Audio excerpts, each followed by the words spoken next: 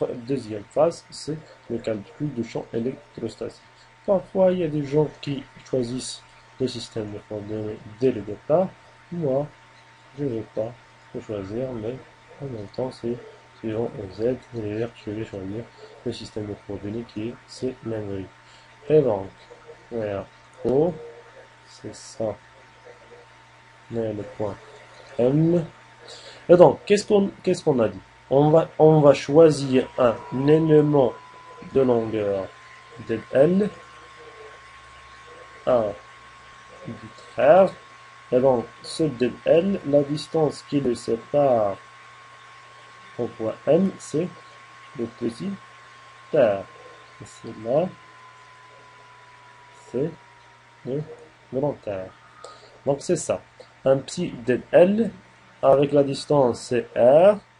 Et donc, celle-là, c'est U. C'est bien ça.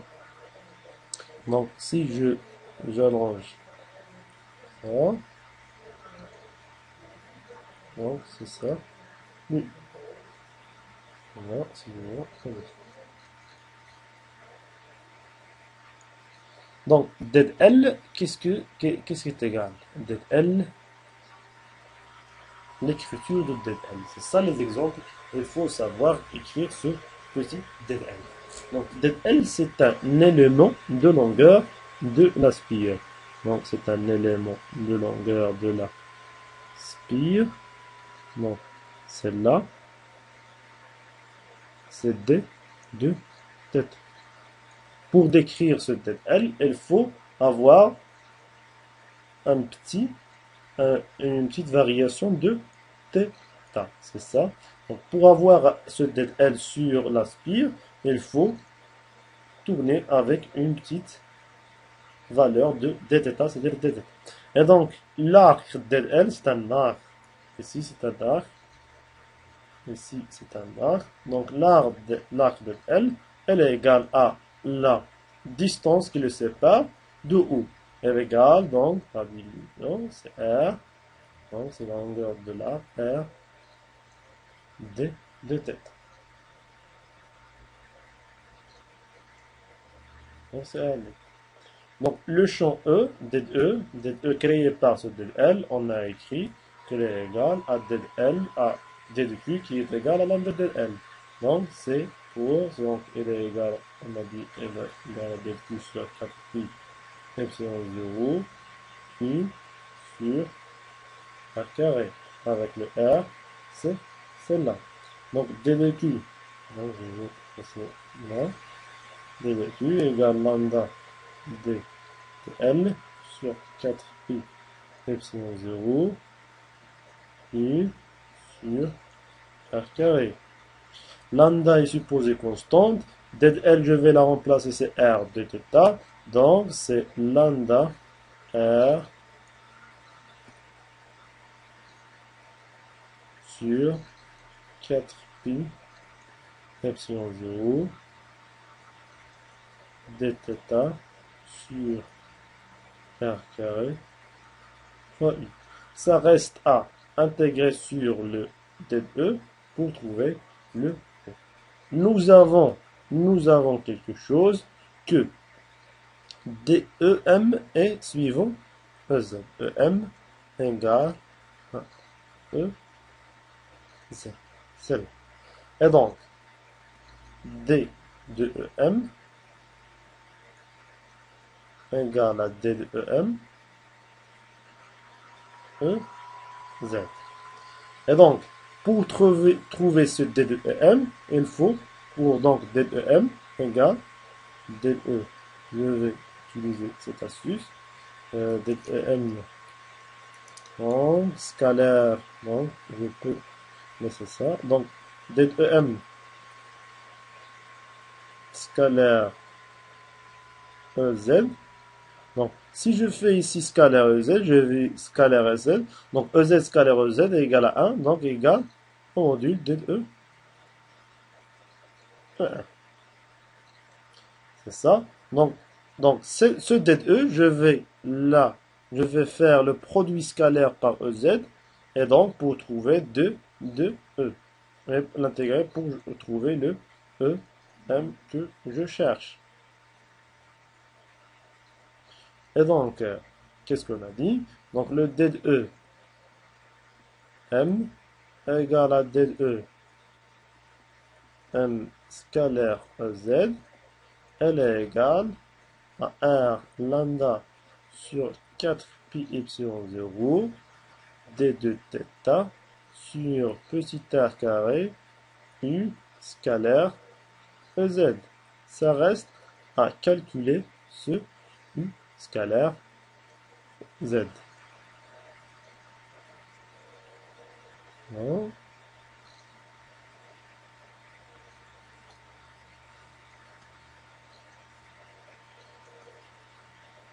Donc, c'est ça. Et donc, EZ, c'est celle-là. Donc, c'est celle-là. EZ.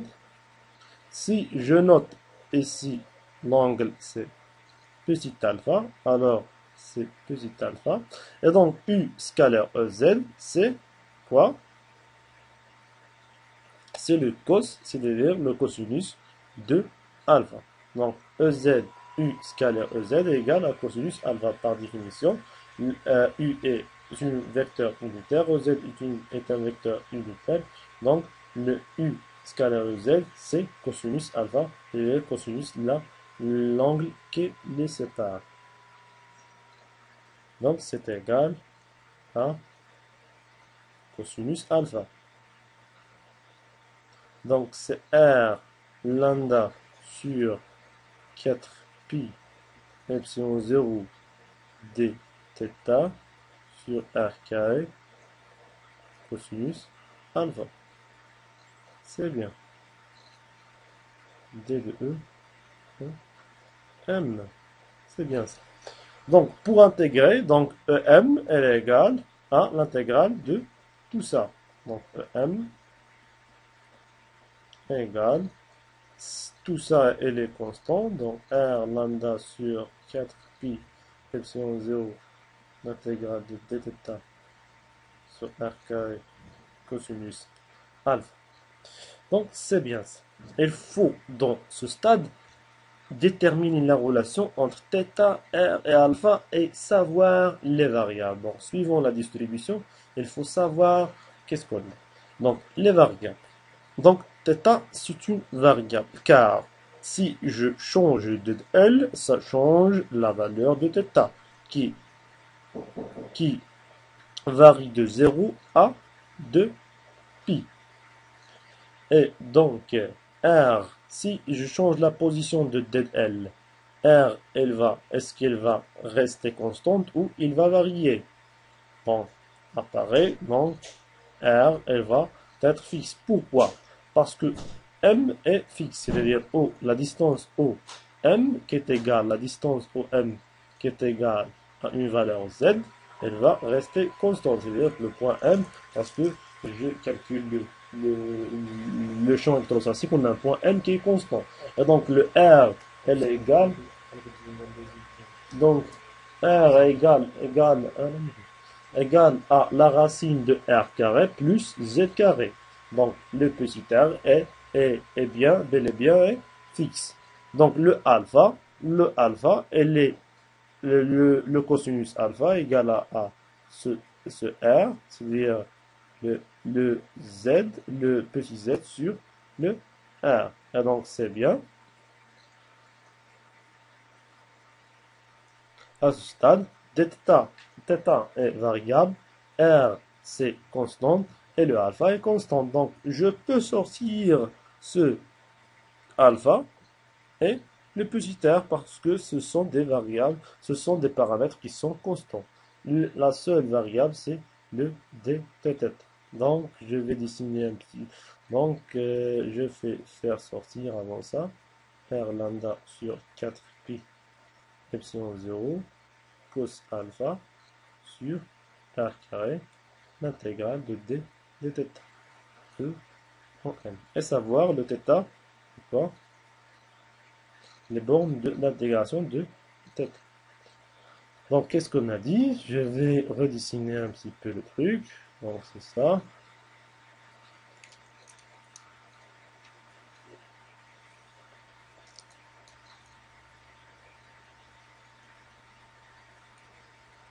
Donc, c'est bien ça, le point M. Donc, c'est le alpha. Et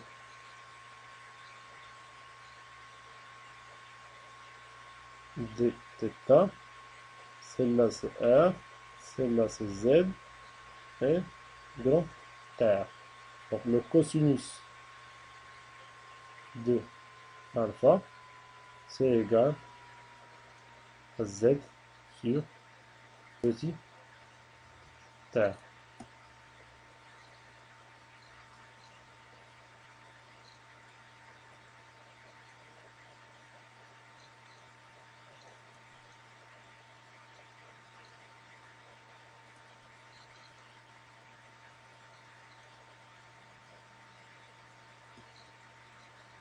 Donc,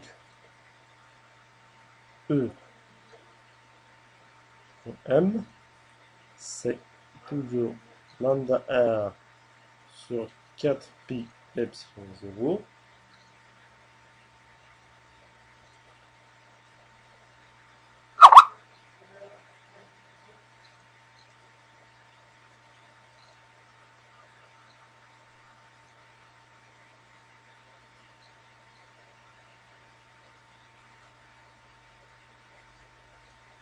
Pour calculer R en fonction 1 en 1. Oui, c'est ça. Et donc, pour balayer toute la spire, parce que nous choisissons que un δL, pour balayer toute la spire, je vais tourner de 0 à 2π. Et donc, pour balayer toute la spire, θ varie de 0 à 2π.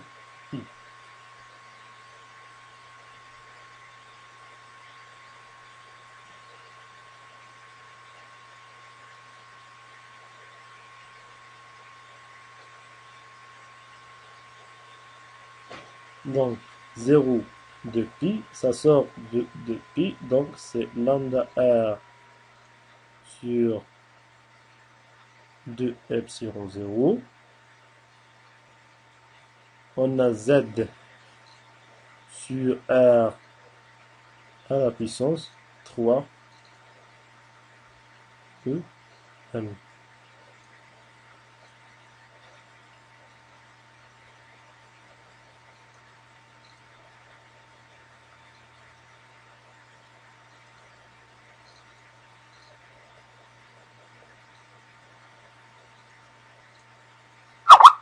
Avec r, elle est égale à racine de r carré plus de z carré. Pour calculer r,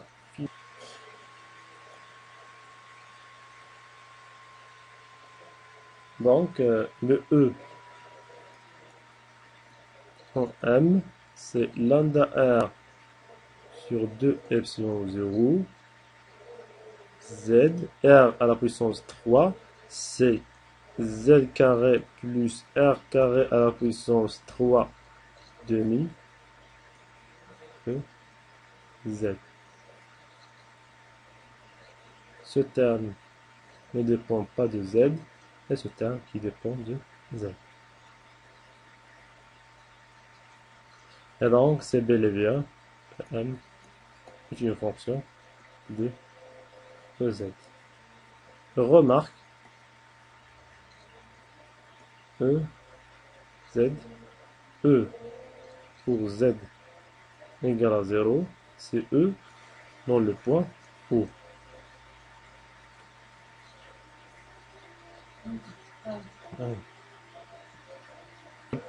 1, 0. Donc E en haut égale au vecteur nul. Vous pouvez par exemple calculer, tracer même l'allure de E en M, de EZ par rapport E en M en fonction de Z, c'est-à-dire parfois, il nous demande de faire une présentation de EZ en fonction de Z. Nous avons dit que EZ en 0 égale à 0. Et donc, à l'infini, donc E pour l'infini, qu'est-ce qu'elle égale?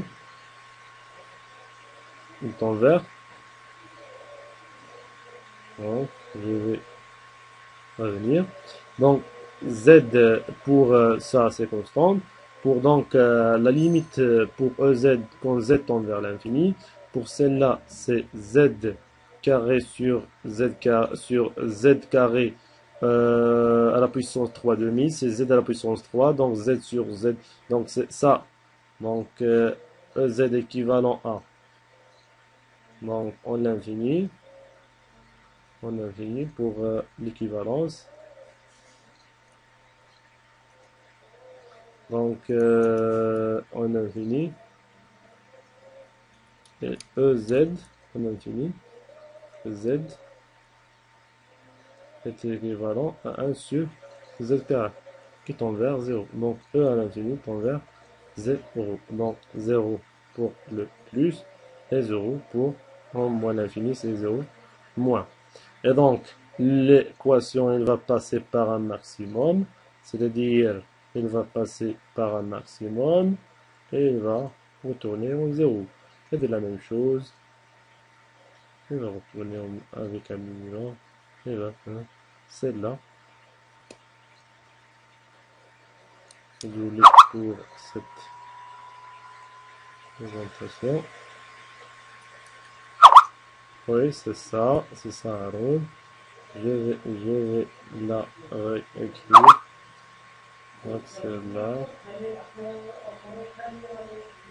Donc celle-là. Et donc, pour faire pour ces Z, donc c'est la dérivée de E. Z par rapport à la Z égale à 0. Et trouver ce Z quand le Z est maximal. Donc c'est ça, c'est moi. J'ai pas compris, Midian qui cache Carafou Shkel. Donc على ندير لك هاد Midian en détail. Donc هاد l'apport pour ce genre d'allure ملي كيطلبوا لنا l'allure ديال EZ او لا de E او لا du potentiel V pour l'allure ديالو ما كنديرو غير l'allure تقريبيا. دونك كناخدو هو supérieur نسميها on supérieur.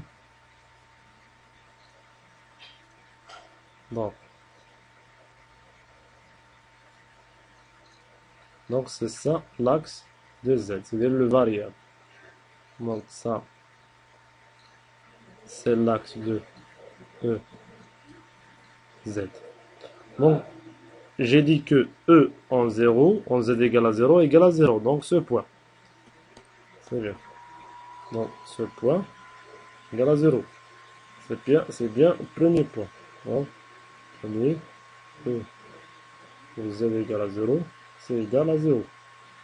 Deuxième, E, on l'infini pour Z tend vers l'infini. Tend vers 0.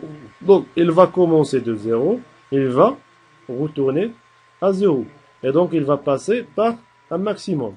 Pour trouver le maximum, il faut dériver EZ par rapport à Z et résoudre l'équation dérivée de E par rapport à Z égale à 0, trouver le Z.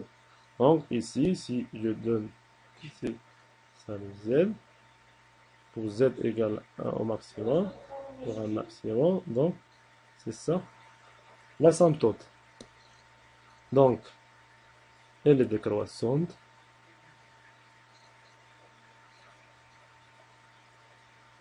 Et symétrique par rapport à O. Donc, ici, moins l'infini.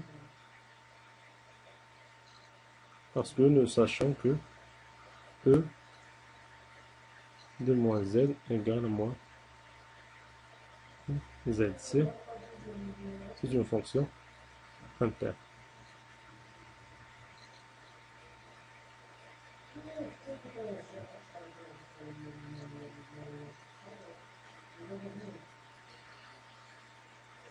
C'est bien ça.